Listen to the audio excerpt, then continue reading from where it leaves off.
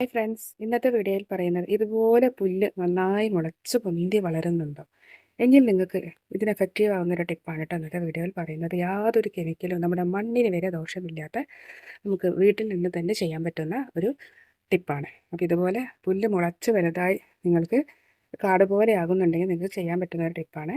അപ്പോൾ അതിനു വേണ്ടി ചെയ്യേണ്ടതെന്ന് പറയുന്നത് കഞ്ഞിവെള്ളമാണ് കേട്ടോ. അപ്പോൾ നമുക്ക് ഇത് ഒരു മില്ലി കണക്കാക്കി എടുക്കാം.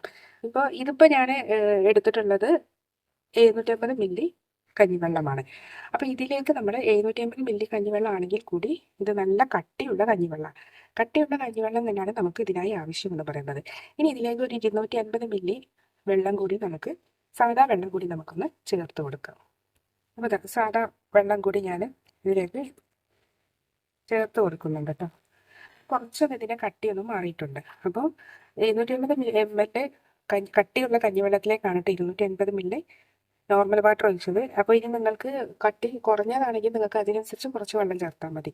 ഇനി ഇതിലേക്ക് വേണ്ടതെന്ന് പറയുന്നത് നമ്മുടെ ഉപ്പാണ്. കല്ലുപ്പാണെങ്കിൽ അത്രയും നല്ലത്. കല്ലുപ്പ് ഇടുകയാണെങ്കിൽ തീർച്ചയായും ശ്രദ്ധിക്കേണ്ടതെന്ന് പറയുന്നത് തലേന്ന് രാത്രി ഇട്ട് വെക്കുമ്പോഴായിരിക്കും നല്ലത്. തലേന്നത്തെ കഞ്ഞിവെള്ളമാണ് ഏറ്റവും നല്ലത്, അതെടുത്ത് വെച്ചാൽ മതി. അപ്പം തലേന്ന് കഞ്ഞിവെള്ളത്തിൽ കല്ലുപ്പ് ഇടാണെങ്കിൽ 4 സ്പൂൺ കല്ലുപ്പ് ഇടണം കേട്ടോ. 4 ടീസ്പൂൺ കല്ലുപ്പ്. അപ്പം ഇപ്പം ഞാൻ ഇടുന്നത് പൊടിയുപ്പാണ്. പൊടിയുപ്പാണെങ്കിൽ നിങ്ങൾക്ക് 3 ടീസ്പൂൺ മതി കേട്ടോ. അപ്പോൾ 3 ടീസ്പൂൺ പൊടിയുപ്പ് ഇടുന്നുണ്ട്.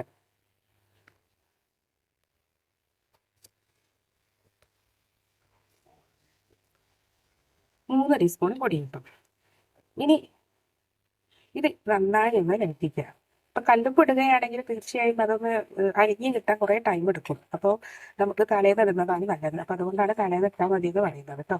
അപ്പോൾ ഇതാവുമ്പോൾ നമ്മുടെ മണ്ണിനൊന്നും ഒരു കുഴപ്പവുമില്ല. അതുമാത്രമല്ല വളരെ നാച്ചുറലായി തന്നെ നമുക്ക് പുല്ലിനെ ഉണക്കാം. അത് വെറും 1 മണിക്കൂർ തന്നെ കൊണ്ട് തന്നെ നമുക്ക് റിസൾട്ട് കിട്ടുന്ന ഒരു ടിപ്പാണ് കേട്ടോ.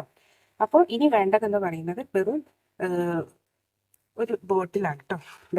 ഒരു ബോട്ടിൽ. ഈ ബോട്ടിലെ മൂടി ഞാൻ ജസ്റ്റ് ഒന്ന് ഓട്ടയാക്കുന്നുണ്ട്. സാധാരണ സ്പ്രേ ബോട്ടിലാണെങ്കിൽ നമുക്ക് ശരിക്കും ഒന്ന് സ്പ്രേ ചെയ്യാൻ പറ്റില്ല. അപ്പം അതുകൊണ്ട് തന്നെയാണ് ഞാൻ ഇതുപോലെ ഒരു ബോട്ടിൽ എടുത്തിട്ടുള്ളത്.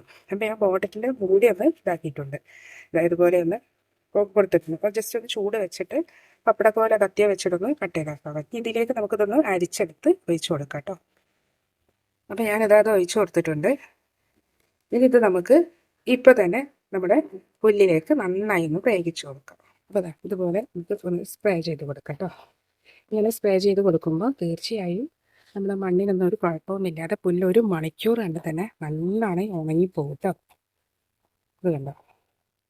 അപ്പോൾ പുല്ല് നമുക്ക് എവിടെയാണോ കാട് വെട്ടി നിങ്ങൾ സമയം കളയാതെ ഇതുപോലെ ചെയ്ത് കൊടുക്കുകയാണെങ്കിൽ വളരെ നാച്ചുറലായി തന്നെ നിങ്ങൾക്ക് റിസൾട്ട് കിട്ടും കേട്ടോ.